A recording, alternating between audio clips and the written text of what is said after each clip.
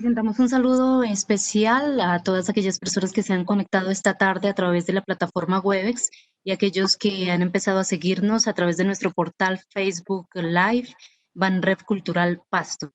Les damos la bienvenida a compartir este espacio con la conferencia La oralidad, un patrimonio eterno. El maestro Osvaldo Granda Paz, reconocido investigador del sur de Colombia, nos abordará esta tarde la genealogía y las diferentes formas de expresión de la oralidad con una casuística representada en las culturas andinas de las regiones andina y costera del actual departamento de Nariño. Se resaltará la valoración de este patrimonio en la actualidad y sus aplicaciones en diferentes vertientes frente a la era digital. Sobre nuestro conferencista, el maestro Osvaldo Granda, es nacido en Pasto, ha realizado estudios en filología y etnoliteratura, ha sido coordinador de congresos nacionales e internacionales en oralidad y en literatura indígenas, ha recibido reconocimientos como el Premio Tenerife en España en 1995, entre otros premios a nivel internacional y nacional.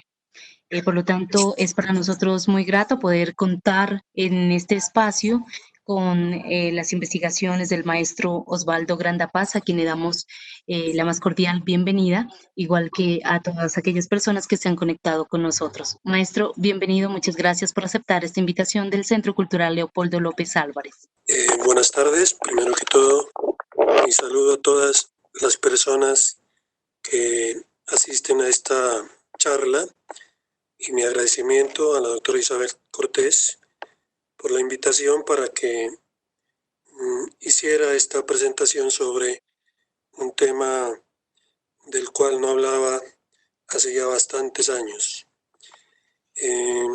Pues hemos titulado nuestra charla Oralidad, Patrimonio Inmaterial Eterno, en un sentido muy abarcativo para que consideremos a la oralidad como una fuente patrimonial que ha estado y va a estar presente durante todo el tiempo junto a los desarrollos del hombre y junto a sus búsquedas. Pues voy a guiarme con una presentación que he hecho para esta charla. Espero que podamos abordar las distintas temáticas que me he propuesto y son estas. Intentaremos hacer una aproximación a la definición de lo que se plantea como oralidad. Brevemente algunas tipologías, así como presentaremos una problemática constante entre la relación oralidad y escritura. En algún momento quisiera ejemplificar con la oralidad de origen prehispánico. Para eso voy a presentarles unos cantos amazónicos que están muy conectados igualmente con los dibujos cerámicos de la Amazonía. Y luego quizá, si nos alcanza el tiempo, podremos hablar de las hibridaciones que se dan en ese contexto de ligar oralidad y escritura y ver también las conexiones en nuestro momento actual de la oralidad con las artes visuales, quizá el teatro, la escritura contemporánea. En todo esto, sin embargo, es importante señalar cómo la oralidad está imbricada de un factor de poder que es complejo de evidenciar en una forma tan efímera como es la oralidad.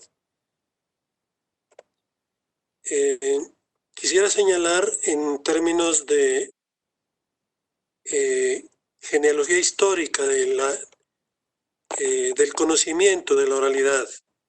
Quizá alguien aquí no se le reconoce suficientemente los aportes que hizo. Pueda ser Jean-Jacques Rousseau. Él, muy conocido por el Emilio y por el contrato social, escribe por ahí en 1760 y pico, antes de morir, obviamente escribe un pequeño ensayo que él lo llama ensayo sobre los orígenes del lenguaje, en donde por primera vez se plantea de una manera más o menos organizada cómo la palabra antecede a la escritura, pero también en un sentido de cierta validez, de ciertas premisas en relación a que el lenguaje era más, tenía que ligarse más con el mundo primitivo que con la conocida civilización de aquella época. Y entonces, digamos que Rousseau hace la introducción en el mundo académico del problema de la tradición oral o de la oralidad frente a la escritura. Si bien había otros ensayistas también contemporáneos de Rousseau, es Jean-Jacques Rousseau el más importante y el que más ha aportado, digamos, a este debate. Entre los autores ya contemporáneos, y ahí podría decir que del siglo XX, estarían los que se dedican a estudiar la oralidad entre los griegos, especialmente. No llegamos a la oralidad americana, sino a través de estos autores que empiezan a recorrer Grecia, y uno de los más importantes es Milman Perry, que hace un estudio sobre la función de los cantos homéricos y también estudia un poco los rapsodas griegos. Bueno, este señor experto en Grecia también, además de Homero, estudia, por ejemplo, a Tucídides y a otros, pero él sería como el segundo escalón en esta búsqueda, que luego tiene un repunte muy, muy importante en la obra ya bastante tardía, digamos.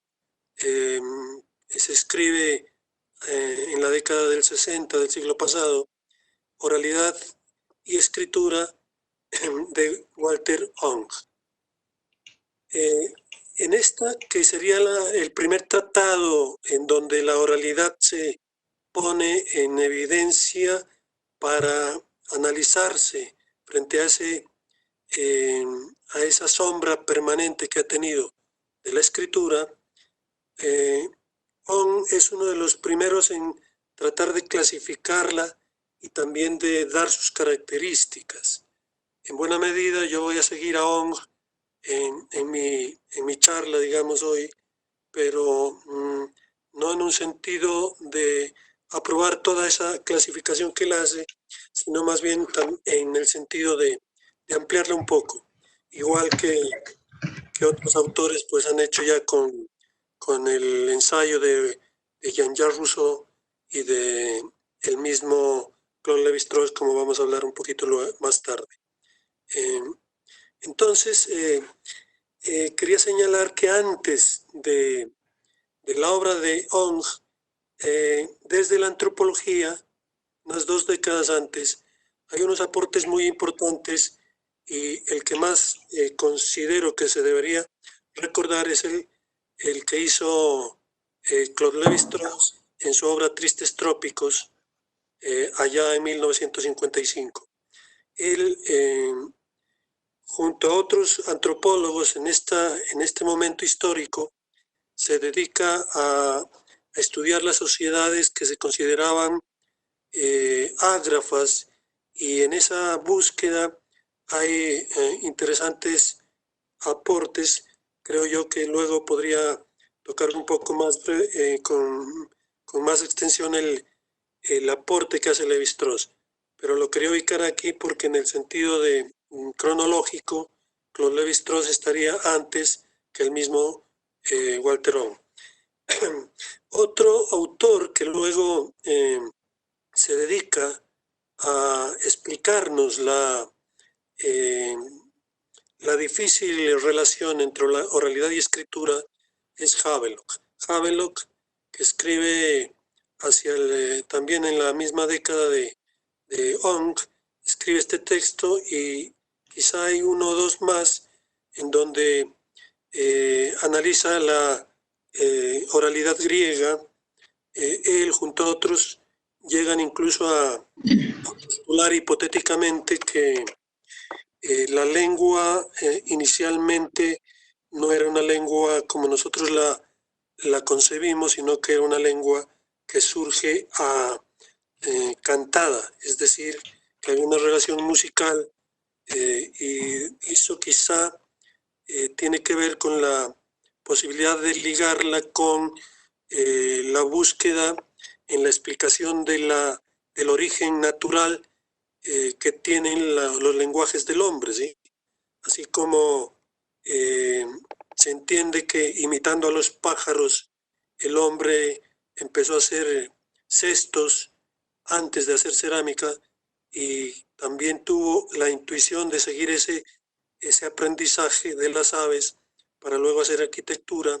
Es muy probable pues que imitando el cantar de los pájaros también hubiera en los tiempos remotos creado un lenguaje no solamente hablado, sino un lenguaje cantado. Bien, entonces decía que la oralidad, pues en toda su magnitud ha sido analizada, pero a veces se confunden las posibilidades que nos presenta la oralidad en cuanto se relaciona especialmente con la literatura y con los textos. Por eso quisiera aclarar que esta dualidad, oralidad, escritura, es de doble dirección, porque la literatura, como la comprendemos contemporáneamente, tiene que ver con la letra, es decir, todo lo que está escrito mediante signos alfabéticos es lo que se haría o conformaría la literatura. Por lo tanto, no se podría emplear, y esa fue una tendencia que se corrigió al menos entre nosotros hacia 1980, poco antes quizá cuando fundamos el YADAP, la concepción que había de hablar o de concebir, perdón, a la oralidad como una posibilidad de literatura. Y se concebía entonces que esta oralidad podría entrar a formar parte de la literatura como un género y se hablaba de literatura oral. Esto por etimología es un imposible, ya que la literatura es aquello que está escrito y la oralidad, pues como la entendemos, es precisamente lo que está simplemente hablado. Después se consideró utilizar el término tradición oral para no caer en esa contradicción y posteriormente también se utilizaron otros conceptos como el de etnopoética que se utiliza en la década del 70. Hay varios autores que la utilizan para referirse a la poesía que escribían ciertos autores poetas que se inclinaban en su temática por los mundos indígenas, especialmente los autores norteamericanos que empezaron a introducir en su poesía conceptos y ámbitos de la poesía indígena norteamericana. Paralelo a este concepto de no poética surgió el de oralitura, referido a la oralidad africana. También es una autora estadounidense la que introduce el término oralitura, que acá llegará igualmente un poco tarde, después de los 80s. Pero bien, estas confusiones han llevado a pensar, por ejemplo, que la etnopoética podría ser una ampliación de la etnoliteratura o al revés, que la etnoliteratura podría ser una ampliación de la etnopoética, pero hay que diferenciar que tanto la etnopoética como la etnoliteratura harían relación a la creación que hace el hombre o las personas desde el mundo no oral sobre esa oralidad. Es decir, la etnopoética y la etnoliteratura como conceptos, como adjetivaciones que se proponen hacia los 80s del siglo pasado, son adjetivaciones para una obra de personas que no están en el mundo de la oralidad, es decir, no es para los indígenas, sino para los no indígenas que trabajan la oralidad o la oralitura, como queramos llamarla. También últimamente se ha hablado en torno a la oralidad como literaturas periféricas, e incluso hay otros términos a veces bastante políticos, bastante trascendentes en el sentido de afirmar que la oralidad podría ser una forma de colonial de la misma literatura, etc.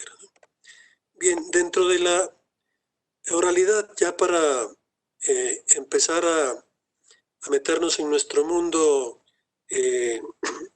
andino, hay formas narrativas y yo voy a referir algunas narrativas, otras poéticas o líricas, ¿sí? Para dar algunos ejemplos de lo que se presenta en nuestro mundo andino y quizá también algunas de las problemáticas. Primero, dentro de las formas narrativas, pues podemos hablar del mito, ¿sí? Para que podamos aclararlo en diferencia de la leyenda, de la fábula, del aconsejo, de los cuentos.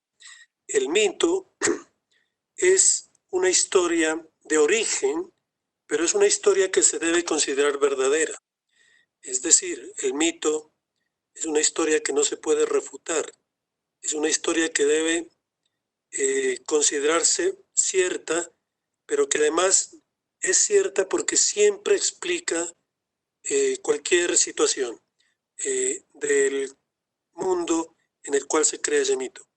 Ese mito, por tanto, para ser representado es cuando da origen al rito. El rito es la representación del mito. En cambio, la leyenda jamás va a ostentar o jamás va a poder tener ese alcance que tendría un mito.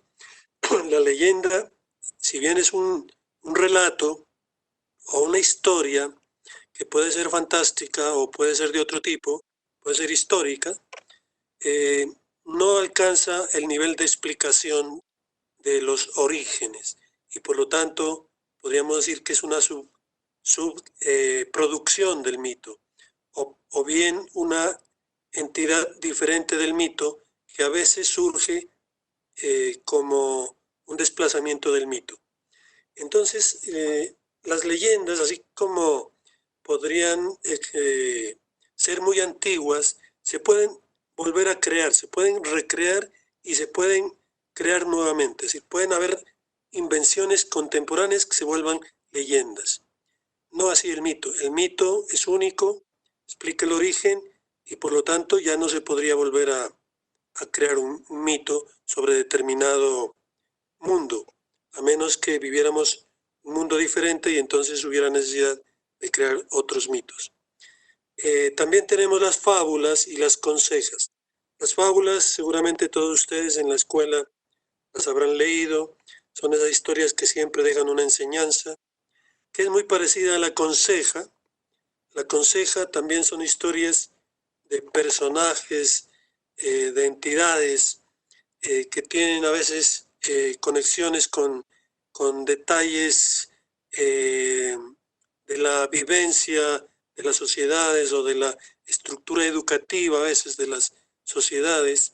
Yo he colocado aquí como ejemplo un caso nuestro que es muy conocido por los lados de Túquerres, en la zona de Altaquer y toda esta parte es la conseja o cuento, perdón, del chutún.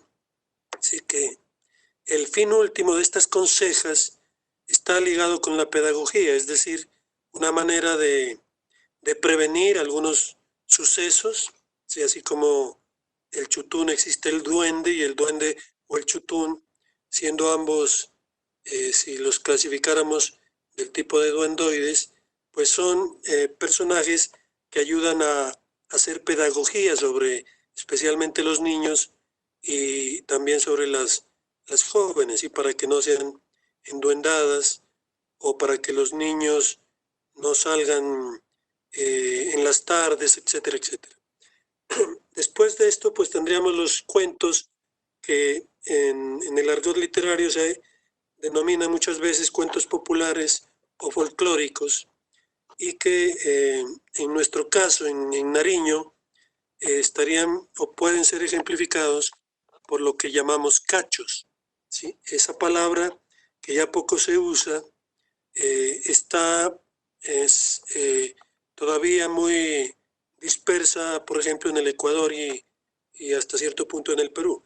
Aquí en Nariño se hablaba de cachos, y los cachos son unos cuentos muy breves, pero muchas veces traídos de la picaresca, entre los cachos más, personajes de los cachos, perdón, personajes de la picaresca, contada en los cachos. En nuestra zona estaba, por ejemplo, el Juan Te lo doy o Juan Quevedo, que se puede relacionar en mucho con otro personaje que aparece en Antioquia, que es Pedro Urdimales, o como lo llamará Carrasquilla en uno de sus relatos, Pedro Rimales.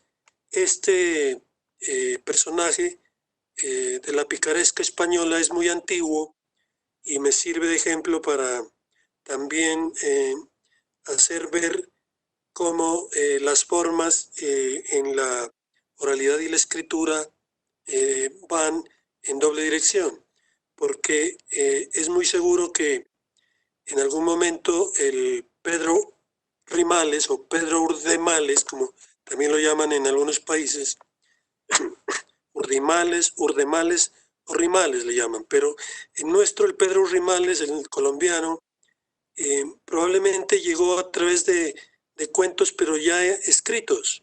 Y luego se vuelve popular, se vuelve otra vez a la oralidad, y más tarde otra vez ese cuento llega a la literatura escrita, ¿sí? Perdón ahí la redundancia, pero a veces parecería que es necesario, pero la literatura, siempre que hablemos de literatura, estamos haciendo relación a lo escrito. Bueno, dentro de las formas también están las formas líricas. A mí me gustaría mucho más utilizar el término poéticas, pero lo que ocurre es que muchas veces la oralidad en las narraciones también puede ser poética. Entonces tenemos que aclarar que las formas líricas serían esas formas que se parecerían mucho al poema. Entonces tenemos inicialmente, ya creo que lo mencioné, las rapsodias, que serían los textos épicos que eran cantados ¿sí? por los rapsodas, que en sus cantos pues relataban episodios épicos, ¿sí? Podían ser batallas, etcétera, que también recuerdan mucho a los, eh, a los trovadores primitivos de la costa Caribe, ¿sí? Aquí podríamos citar el ejemplo de Francisco el Hombre, ¿sí? Como una especie de trovador, pero también de rapsoda, porque él cantaba historias, no las contaba, las cantaba.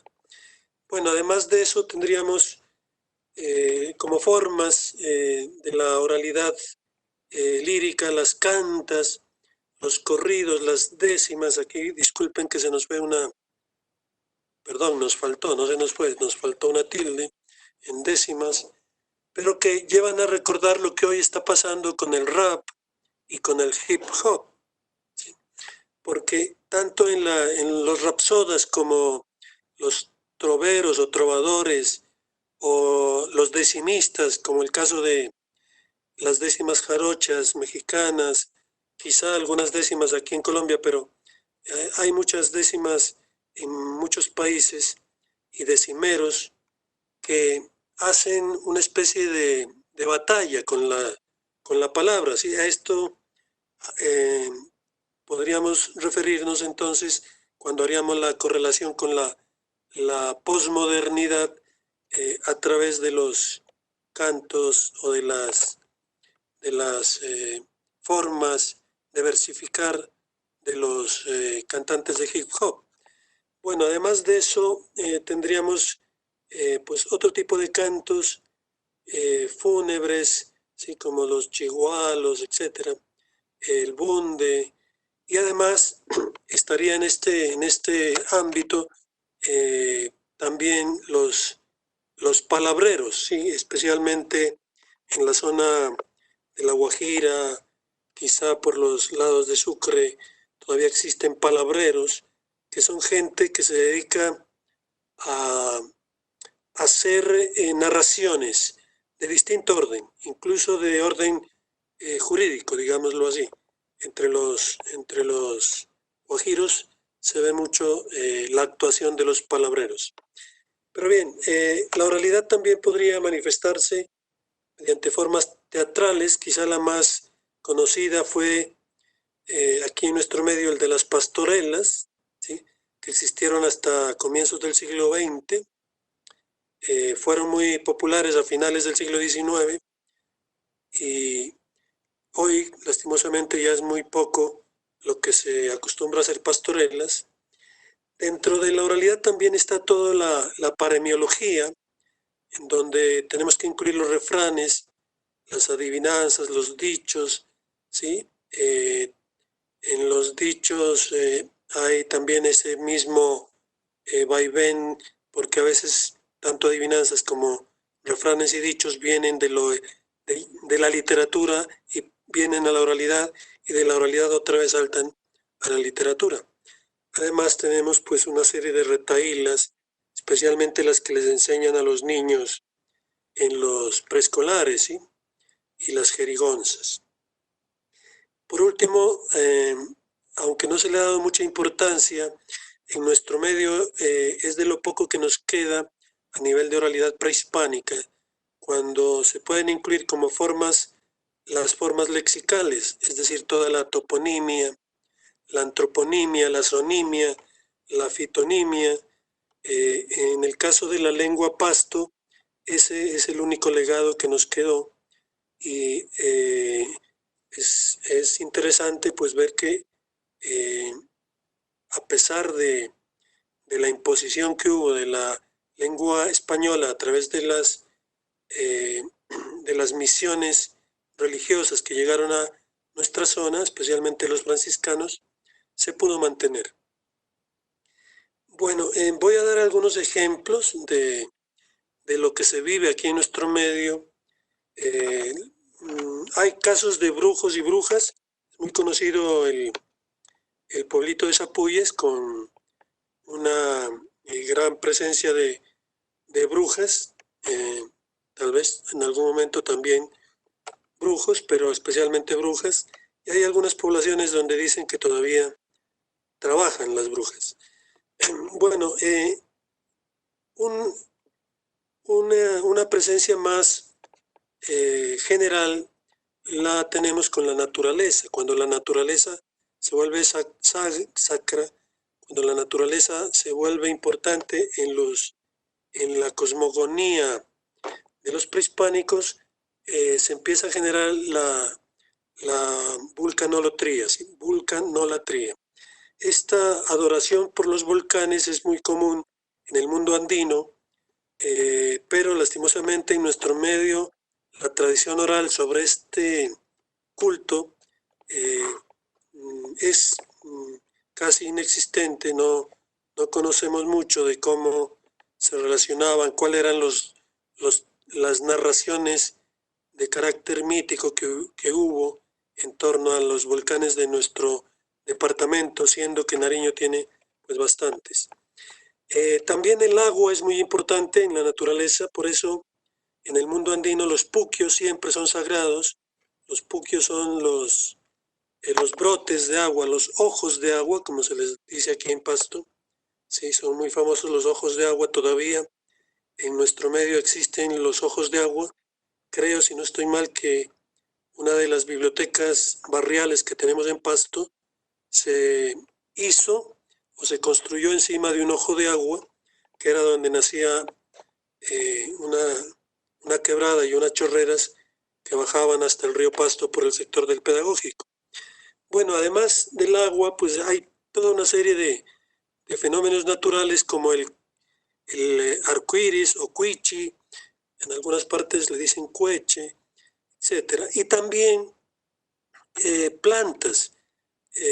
Yo quisiera aquí ejemplificar con el árbol del higuerón, que era un árbol sagrado entre los andinos por su poder curativo, y cómo en el árbol del higuerón precisamente se escogió para hacer un famoso pictógrafo por los lados de Genoy. El pictógrafo del higuerón pues tendría también esa relación con la narración oral que pudo sostener la importancia del sitio, ¿sí? Como protector, etc. Además de eso, de brujos y naturalezas, pues tenemos demonoides.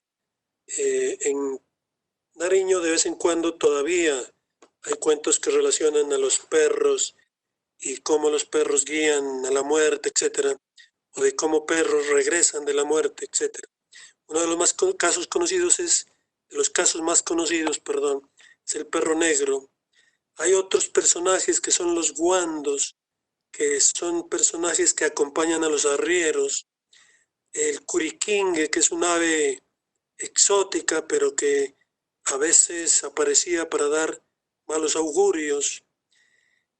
Dentro de los dendoides ya mencioné el chutún, pero también el duende como tal, el duende y la duenda, ya que se da en las dos formas.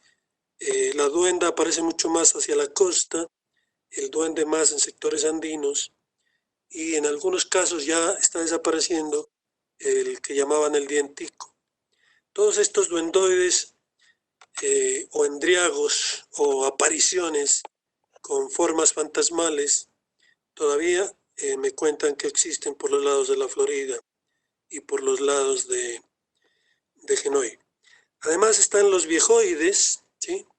Que igual aparecen en forma de varones o en forma de hembras, ¿sí? Los más conocidos en nuestro medio, pues la vieja, la llorona, la turumama, en la costa la tunda, en los cementerios la viuda, y en la selva la madre monte, que no es nuestra, la coloqué aquí, pero para que veamos lo que entraría dentro de esta tipología, ¿sí? La madre monte del centro del país, que sería como una variación, ¿sí? Dentro de estos tipos. Además tenemos los animoides. Quiero decir que esta clasificación pues está en proceso, no está totalmente terminada. Donde estaría el ánima sola, que es muy popular, las ánimas del purgatorio. Ahí veríamos nuevamente que eso llega de lo escrito al oral y luego otra vez pasaría a lo escrito. Y uno muy famoso en la costa, Barbacoas, Tumaco, que es un fantasma que siempre va por los ríos en su canoa y que se llama el Riviel. Bueno, además tendríamos entidades sobrenaturales que en algunos casos parecen personas y en otros casos objetos, ¿sí? Uno muy conocido entre las entidades sobrenaturales animadas sería el de la mujer mula, el cuento de la mujer mula, y el del judío errante, que es muy tradicional, ¿sí? Dicen que el judío errante lo ven, pero después que pasa la procesión de Semana Santa, ¿no? Ese es el susto que él propina. Y también, por ejemplo, en las zonas del norte, por Arboleda, he escuchado una entidad sobrenatural que no sería personalizada, sino un objeto, que es el carro de Don Buccelli. En las madrugadas se escuchan que llega un carro a la Arboleda. Esto me lo contó un amigo que se llama Chepe Banda, y que siempre el carro pita porque va llegando en la madrugada, pero el carro nunca llega. Bueno, cosas como estas son muy interesantes para que entendamos toda la variante, toda la variación que hay en la tipología de la tradición oral. En nuestro medio, las piedras también tienen sus narraciones, sus tradiciones. Voy a dar dos ejemplos para que veamos el origen prehispánico. Esta que está en la derecha es la piedra Chura del Ingenio en Sandoná, y tenemos una piedra en Cumbal, que es del Guacamullo. La tercera no es de aquí, de nuestro país, pero la coloqué como un ejemplo. Es la piedra de Bernal en México, que son piedras sagradas y que en torno a ellas se genera toda una tradición oral que es de todo orden, ¿sí? Ya que estas son divinidades y pueden actuar en todos los efectos posibles. Bueno, quería ejemplificar, como les decía, de los procesos de la relación escritura y oralidad, que no comparto mucho con On, con Rousseau y con Lévi-Strauss, en el sentido de que los pueblos que no tienen escritura son los pueblos orales, de ahí la clasificación de On de oralidad primaria, como aquella oralidad donde los pueblos no tienen escritura y por lo tanto son solamente orales, y la oralidad secundaria como aquella donde se produce la oralidad pero en contextos en los cuales la población sí tiene conocimiento de la escritura. Todo esto se problematizaría un poco si nosotros entendiéramos que, a pesar de que los pueblos puedan no tener un alfabeto, es decir, una escritura organizada en alfabetos, hay pueblos que pueden tener graficación de lo acústico de otra forma, ¿sí? No solo como alfabetos. Y entonces yo quería aquí ejemplificar con los cantos de las mujeres del Amazonas, especialmente entre dos pueblos que tuve oportunidad de conocer ya hace bastantes años, el pueblo Chipibo de Perú, cerca de Pucallpa, y el pueblo Canelo, cerca de Puyo, en el Pastaza ecuatoriano. Estos pueblos en donde su producción cerámica es elaborada exclusivamente por mujeres. Aquí estaban unas artesanas en Puyo haciendo sus obras, que tienen una complejidad que si nosotros no vemos las piezas en físico, a veces no las alcanzamos a ver, pero simplemente para describir a grosso modo la producción, quiero mencionarles que estos platos cerámicos, estas ollas que están viendo ustedes aquí, elaboradas por estas mujeres sacharrunas del Pastaza ecuatoriano, cerca de Canelos, son grafismos que son representaciones que las abuelas les han enseñado a sus nietas cantando. No hay una pedagogía plástica, digamos, no hay una pedagogía en donde se le enseña a hacer líneas o se le enseñase a construir mediante formas geométricas, como podría ser el círculo o el rombo, sino que estas geometrías provienen del canto.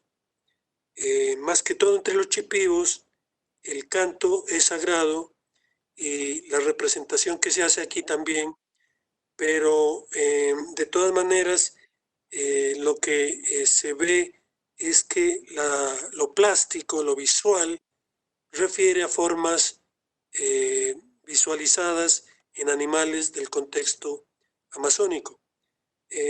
Estas obras que hacen las mujeres Canelos y las mujeres Chipivos tienen representaciones muy abstractas, algunas figurativas que recuerdan las serpientes, los peces de esta zona, la fauna de esta zona, ¿sí?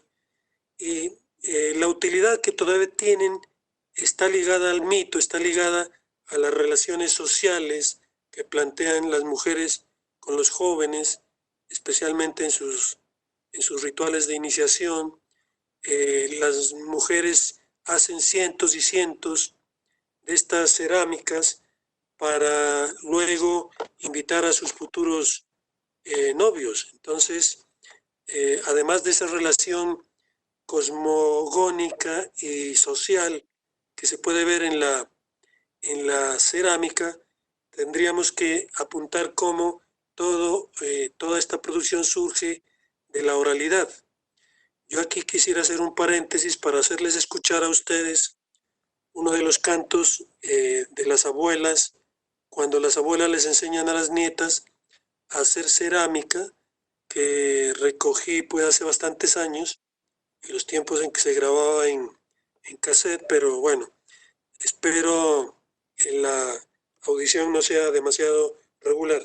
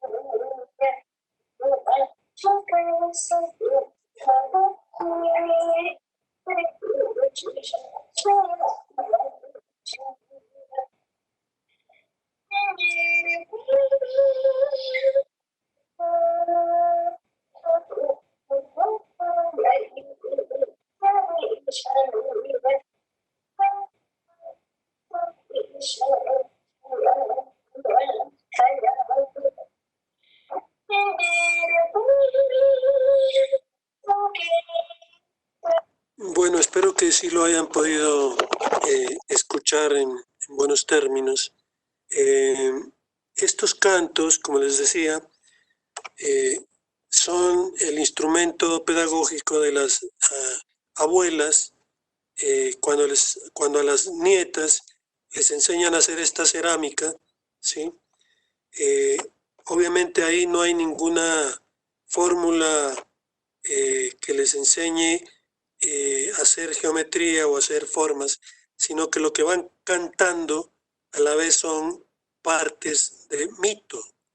El mito de Nuncuy, que es el mito de origen de las mujeres canelos y también de las mujeres shuar, de las jibaroanas, del Amazonas ecuatoriano, es lo que van cantando estas señoras, y la nieta se va aprendiendo los cantos, y a la vez que va aprendiendo los cantos, memorizando la historia, va memorizando las formas que con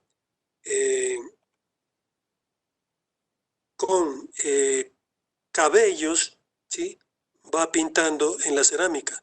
Aquí, bueno, no hay, creo que en la foto de la izquierda se alcanza a ver la mano con el cabello, ¿sí? Y en la foto de la derecha no se ve, pero sí se ve la delgadez, lo fino de los trazos.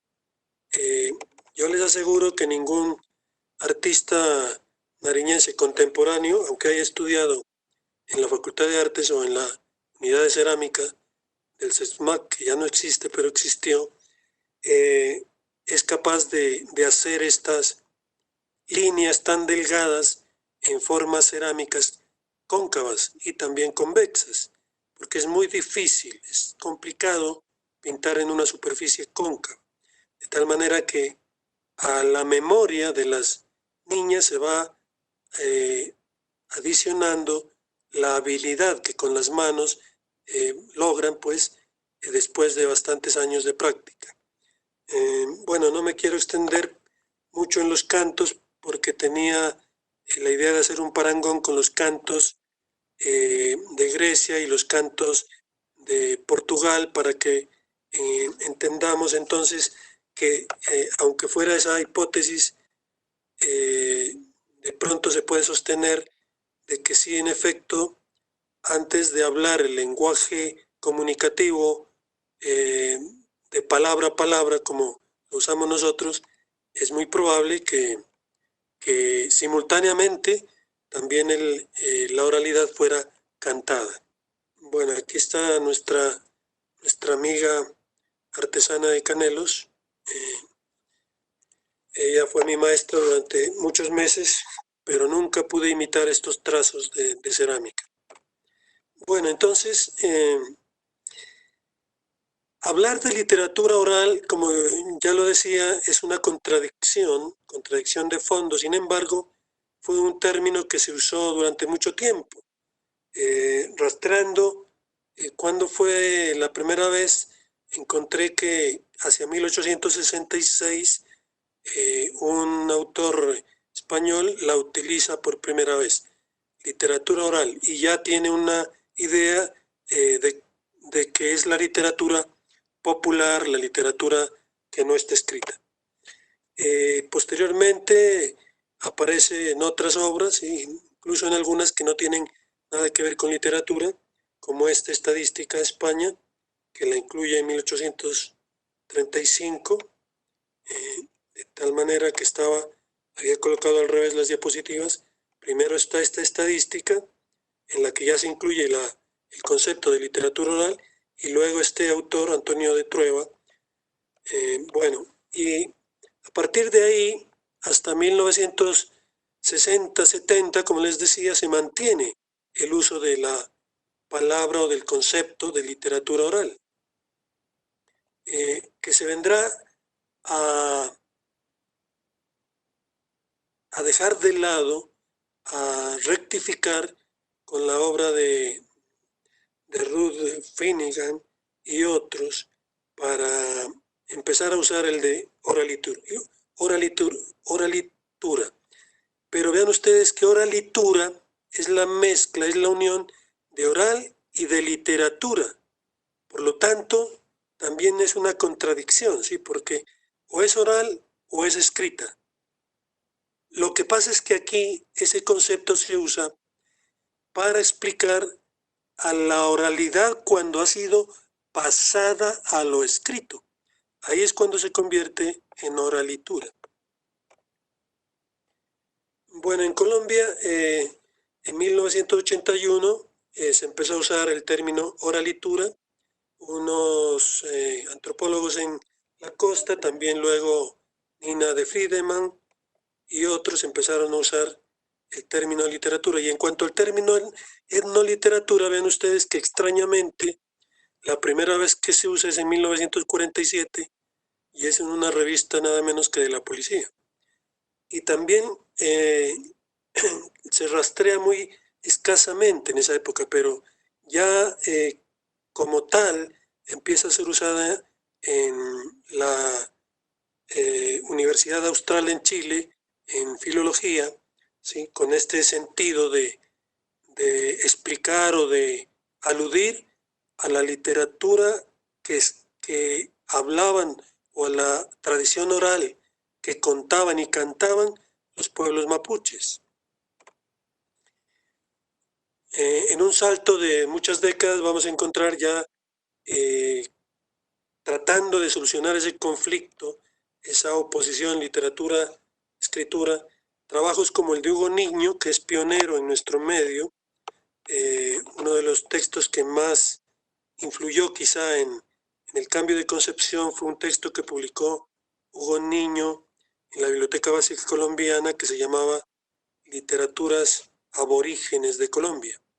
Él, después de eso, publica Primitivos Relatos Contados Otra Vez, en el que recoge mitos del Amazonas colombiano, y por el cual le dan el premio Casa de las Américas, y posteriormente, creo que en el 2008, obtiene nuevamente el premio con este texto sobre el etnotexto como forma de explicar o de analizar también la tradición oral. Y el último trabajo, pues, de un viejo amigo, Miguel Rocha Vivas, que también obtiene hace un año el premio Casa con Mingas de la Palabra, en donde se complejiza, creo yo, un poco la clasificación, la taxonomía de la oralidad, porque se empieza a recoger el texto visual, el texto de lo visual entre los indígenas, como serían todos sus textiles y otros ejemplos, dentro de lo que él llama oralitegráficas. Pero bueno, quería regresarme un poco. Aquí voy a hacer el discurso de una manera no muy guiado por la oralidad, ya que la oralidad, una de las características que tiene es que es lineal, siempre se avanza. Yo tengo el problema de que siempre vivo enredado y entonces a veces avanzo y a veces regreso. Aquí me voy a regresar un poquito a explicar entonces cómo, con el ejemplo del Pedro Rimales o Pedro Urtimales, de la literatura, es decir, del libro. Vean ustedes que libros como estos, publicados en 1797, otros anteriores, incluyen salmos, ¿sí? Incluyen décimas, incluyen relatos incluso. El Pedro Rimales, tan famoso en nuestro medio, surge nada menos que de personajes como Guzmán de Alfarache, ¿sí? Que es ya un personaje de leyenda, pero que sus historias hacia 1615 ya están escritas, ¿sí? Ya aparecen impresos. Y de ahí digo que saltan a la tradición oral de América, ¿sí? Muy probablemente no de los libros impresos, pero sí de la misma gente que venía de España y conocía esas historias, pero que luego pudieron ser reforzadas por textos, por escrituras impresas. Entonces el Pedro Urdimales, de la tradición popular, como dice este libro, chileno, eh, y, el, y el Pedro Urdimales, que le da la vuelta a Latinoamérica, luego aparecerá pues en todas las antologías de cuento popular. Aquí me quisiera detener también para comentar cómo podría haber oralidades e información. Eso es interesante, ¿no? Así como hay lenguas nuevas, en el caso de la lengua de señas, por ejemplo, hay lenguas nuevas. Nos decía hace poco una estudiante de educación que en Colombia se va a hacer, organizar el lenguaje de señas colombiano, si no estoy mal. Pues hay países donde hace poco se ha aprobado, por llamarlo de alguna manera, las nuevas lenguas en Francia, en España, la lengua de señas de cada país. Entonces, ¿no sería raro, por ejemplo, que el chicano, que sería un idioma mezcla de lo español y de lo inglés, que se forma en la frontera en Estados Unidos y México, también incluya cuentos populares y va formando una nueva oralidad, que en este caso sería una oralidad chicana? Un ejemplo muy conocido del paso de la oralidad a la escritura, de la oralidad al impreso, es el cuento del Gallo Capón, que es un cuento caribeño, muy presente en la costa colombiana, que lo introduce nada menos que nuestro Nobel en 100 años de soledad, y que es un cuento que sería un poco del tipo de la jerigonza, ¿no? De la retahíla, porque el cuento en realidad no cuenta nada, sino que es un juego. Es un juego de palabras que no pasan de un párrafo, en el cual quien cuenta el cuento empieza a preguntar si alguien conoce el cuento, o que si no lo conoce, o que si lo conoce, o que lo cuente, o que no lo cuente, o que si lo contó, o que si no lo contó. Y eso es una página de 100 años de soledad. Es decir, el cuento se cuenta para coger sueño, como dicen, ¿no?, los caribeños. Bien, ese es un cuento, un ejemplo muy famoso en la literatura de cómo la oralidad llega al libro, ¿sí?, impreso como un valor agregado, nada menos que en un premio Nobel como el nuestro. Bien, de los textos más divulgados en la antropología y en la literatura popular americana, tiene que ver con el exotismo que nosotros vemos en las comunidades indígenas. Ese exotismo nos hace que nos interesemos, por ejemplo,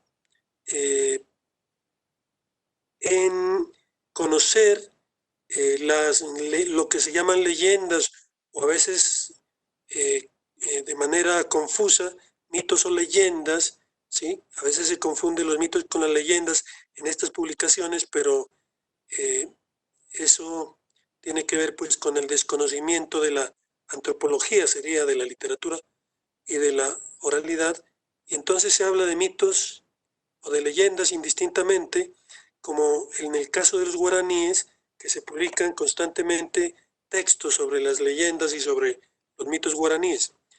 Digo yo que esto es fruto del exotismo porque nos llama mucho la atención estos pueblos que se nos presentan como muy exóticos, como muy primitivos, ¿sí? Y la palabra, bueno, que a veces se usa es salvaje, si bien Levi-Strauss ya nos recordó que el salvaje en realidad no es el indígena, sino que el salvaje, también lo dijo Montaigne, el salvaje en realidad es el civilizado. Bueno, este sentido de exotismo nos llevó a muchos en tiempos del colegio a leer leyendas guaraníes o leyendas andinas, como las leyendas de los quichuas o leyendas históricas incluso, como las que algunas veces nos hablaban de Simón Bolívar, ¿sí? Leyendas históricas de Napoleón Bonaparte, leyendas históricas en nuestro medio como las de Simón Rodríguez, que cuentan que Simón Rodríguez quiso hacer o hizo una universidad por ahí, por los lados de Túquerres, cuando eso pues no ocurrió. Y también hay leyendas históricas sobre Agualongo, sobre la pelea de Agualongo y Bolívar, etcétera, etcétera.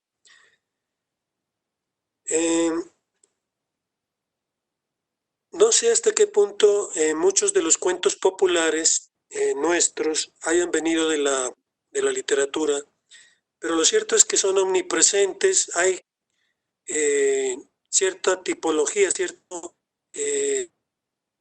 ciertos cuentos que llegan a América Latina, Iberoamérica, quizá desde los textos impresos antiguos.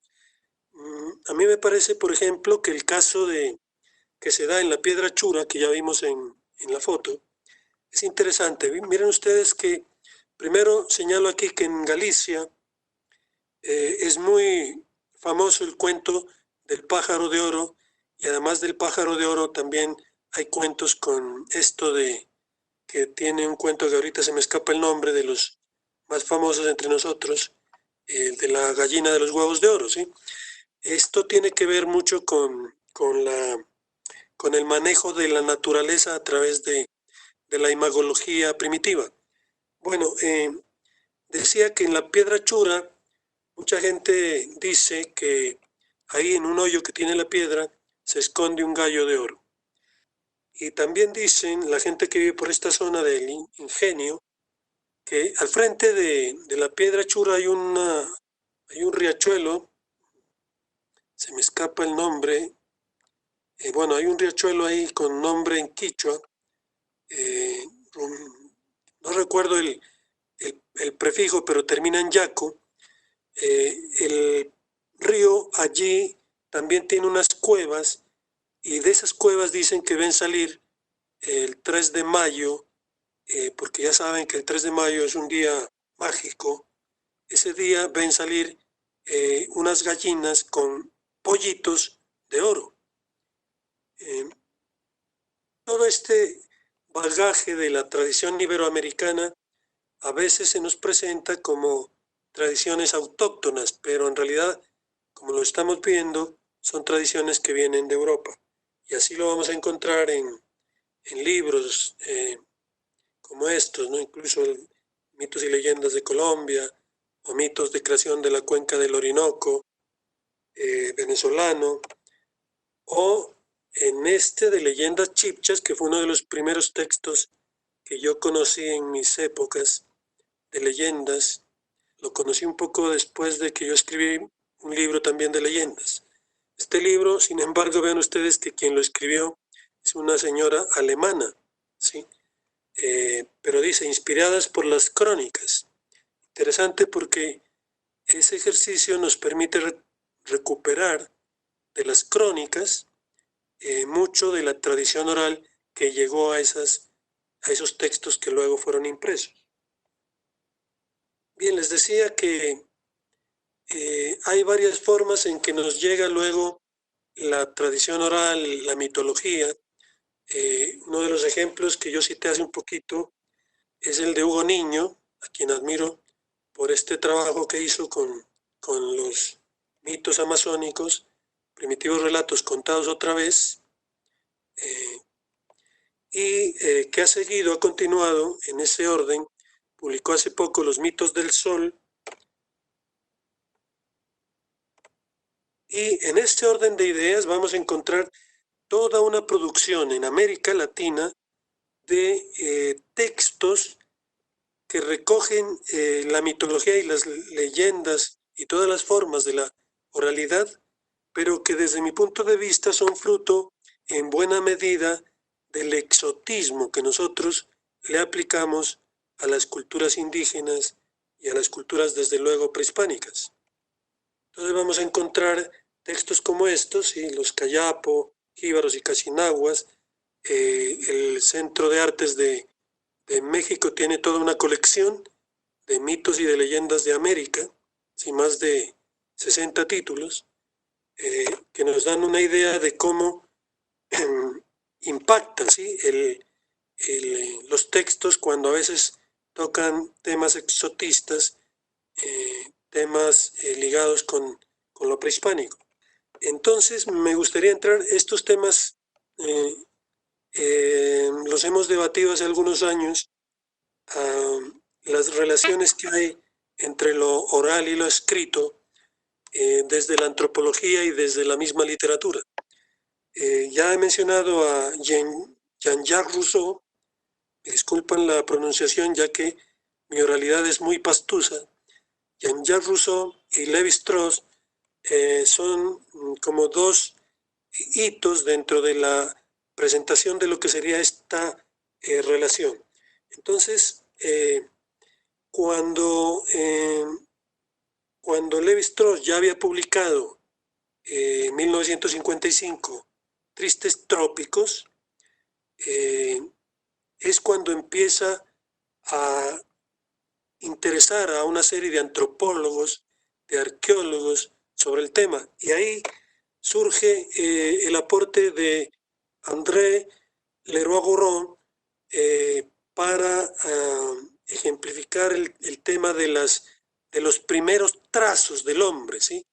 En el libro El gesto y la palabra, bueno, son 2 volúmenes, pero en el primer volumen, Leroi-Gourhan hace alusión a que lo primero que hizo el hombre debieron ser los gestos, ¿sí?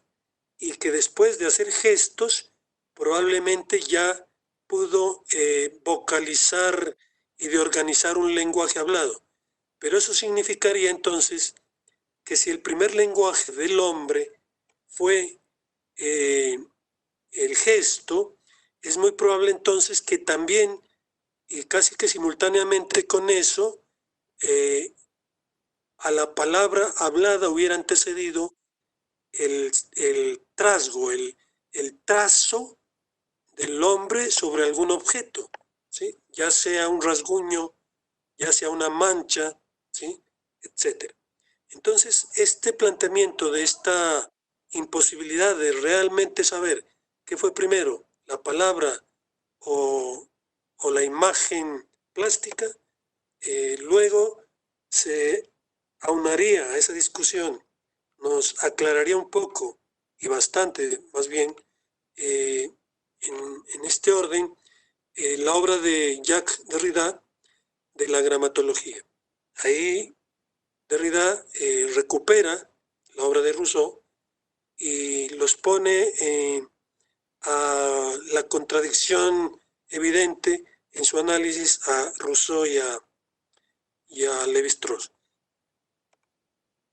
Bueno, si Voy a hacerlo muy brevemente. Quería de pronto leer los apartes en que se plantean estas dualidades, pero creo que nos demoraríamos mucho y me interesa más que entendamos la posibilidad que generó Tristes Trópicos de Lévi-Strauss cuando en un capítulo que se titula Lección de Escritura, él cuenta su relación con una comunidad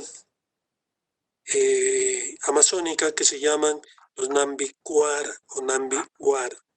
Los Nambiwara para Lévi-Strauss son una población ágrafa en todo el sentido académico, es decir, no tenían escritura.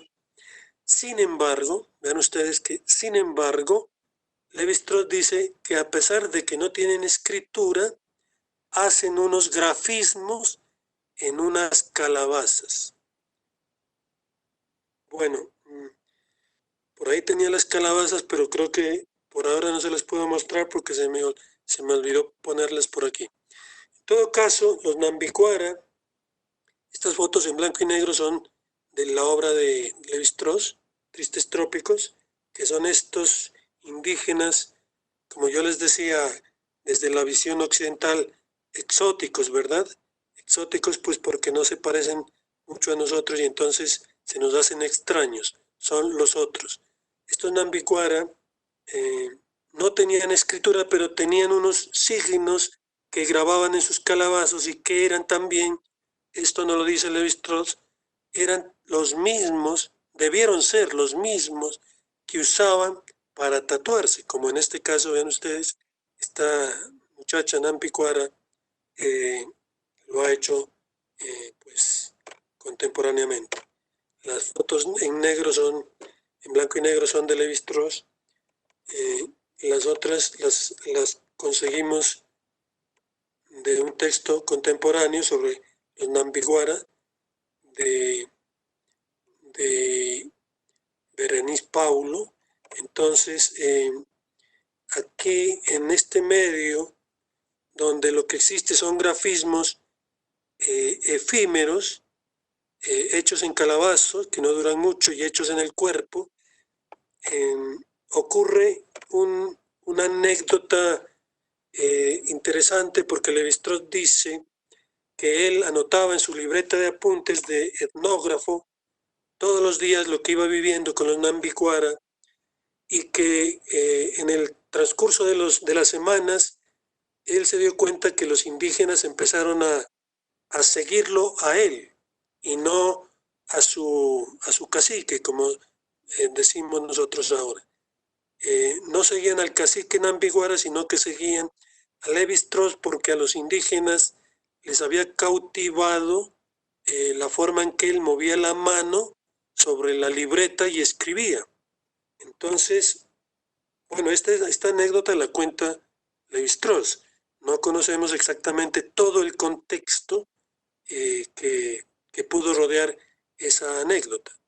Entonces él dice, un buen día me sorprendí porque ya los indígenas no me seguían, no me buscaban, y entonces yo fui a ver qué pasaba, y resulta que los indígenas ahora estaban alrededor de su cacique.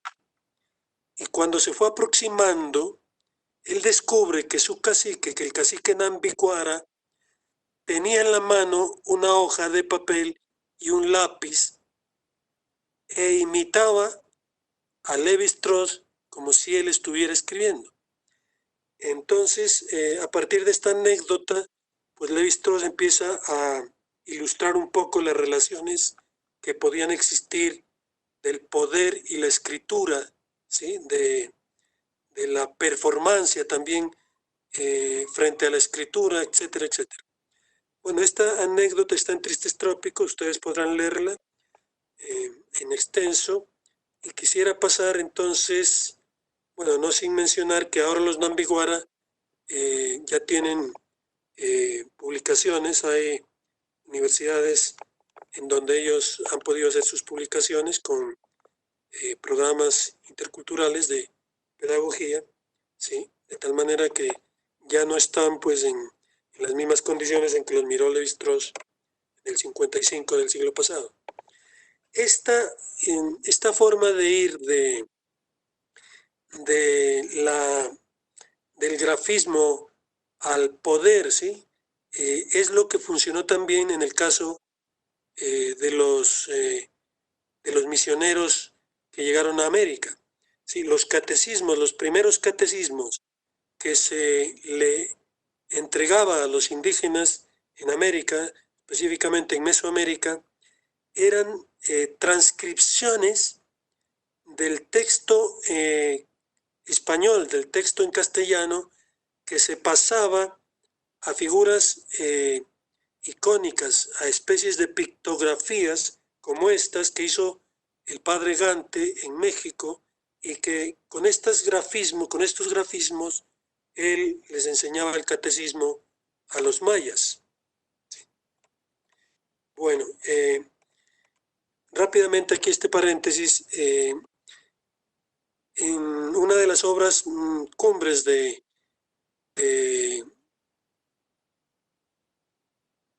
Shakespeare, se me estaba olvidando el nombre de Shakespeare, Shakespeare introduce como símbolo en una historia que se llama La Tempestad a un primitivo salvaje en una isla que es enseñado a hablar y a escribir por un hombre civilizado.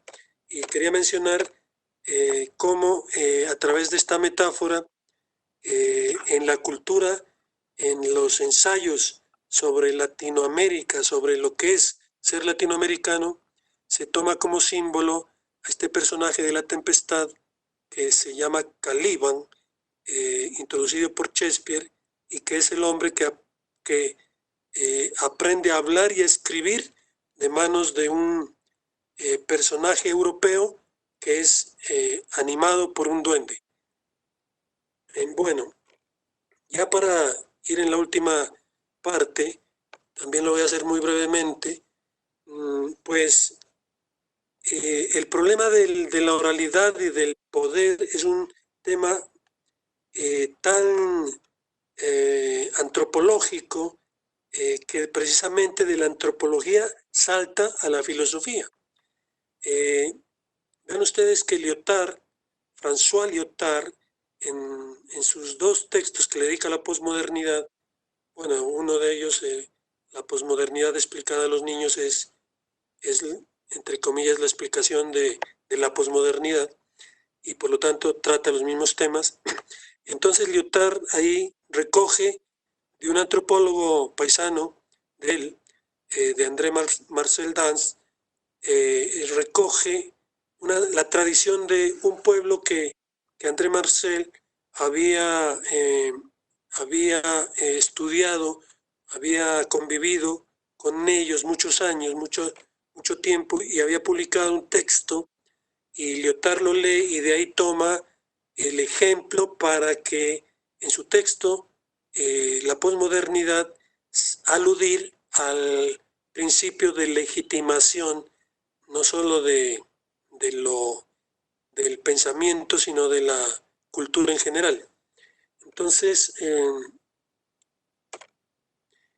basado en la oralidad de los Kashinahwa, voy a tratar de explicar un poco tanto lo que dice Lyotard como lo que dice Marcel, y el parangón que haría con lo que acabamos de ver en relación a la obra de Lévi-Strauss.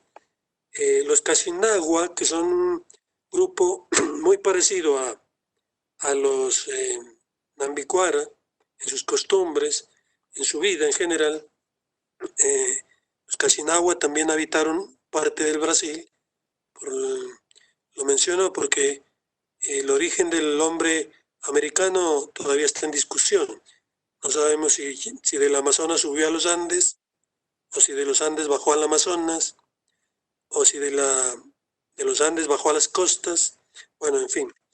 Entonces, este hombre Kashinahwa tiene una forma que recoge, primero On lo plantea, pero recoge François Lyotard en el sentido de que la oralidad tiene una forma de ser pasada o ser trasladada a otra persona. Es decir, cómo yo transmito la oralidad, eso tiene una forma. Y es lo que Ong y después Lyotard llamarán pues el principio de formulariedad de la oralidad. Es decir, no se puede ir contando un cuento de buenas a primeras. La oralidad tiene unos requisitos. Esto también ocurre en los ritos, ¿no? No se puede ir repitiendo un rito amazónico acá en un barrio de Pasto, porque no, bueno, en Pastuso diríamos, eso no cuadra, ¿no?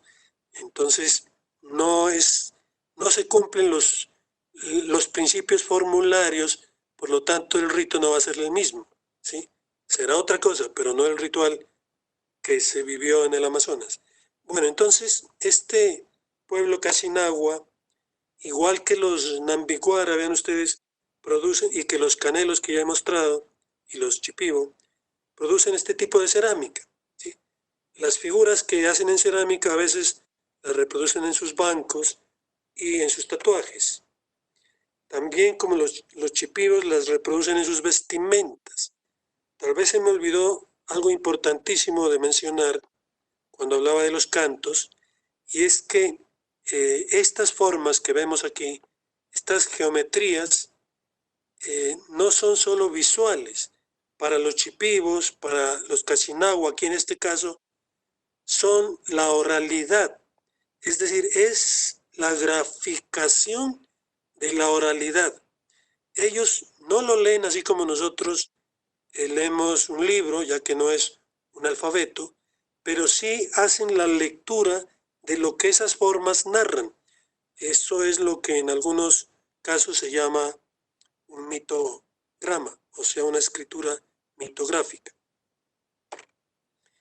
Pues bien, con este aporte de los Casinagua se plantea que, como dice aquí Lyotard, lo que no quiere decir que debido a la institución, tal sociedad, asigne el papel de narrador a tal categoría de edad, de sexo, de grupo familiar o profesional. Queremos hablar de una pragmática de los relatos populares que les es, por decirlo así, intrínseca. Es decir, el relato oral tiene dentro de sí mismo unos contenidos que no se pueden liberar sin cumplir rituales. Por lo tanto, nosotros tendríamos que comprender el texto, en ese caso, el texto oral, aunque también viene a ser una contradicción decir texto oral, porque texto, bueno, no tanto como escritura o oralidad, porque texto, si bien significa tejer, podría ser tejer palabras, como los rapsodas griegos. Entonces, decía que en este caso se podría llegar a producir una legitimidad nueva cada vez que se construyeran contextos nuevos para introducir lo oral. Me explico. En el caso de los peruanos y de los brasileños, los Casinagua y los Nambicuara, no cualquier persona puede contar los cuentos, ¿sí? Eso está muy bien representado en una obra literaria que les aconsejaría, si pueden conseguirla y leerla, se llama El Hablador, de Mario Vargas Llosa. El hombre que cuenta los cuentos no es cualquier persona, ¿sí? Ahora, cuando esa sacralidad de los cuentos se seculariza, se vuelve al mundo normal, por llamarlo de alguna manera, entonces posiblemente se pierda todos esos principios y todos esos requisitos, pero igual esa oralidad entonces ya no sería la misma.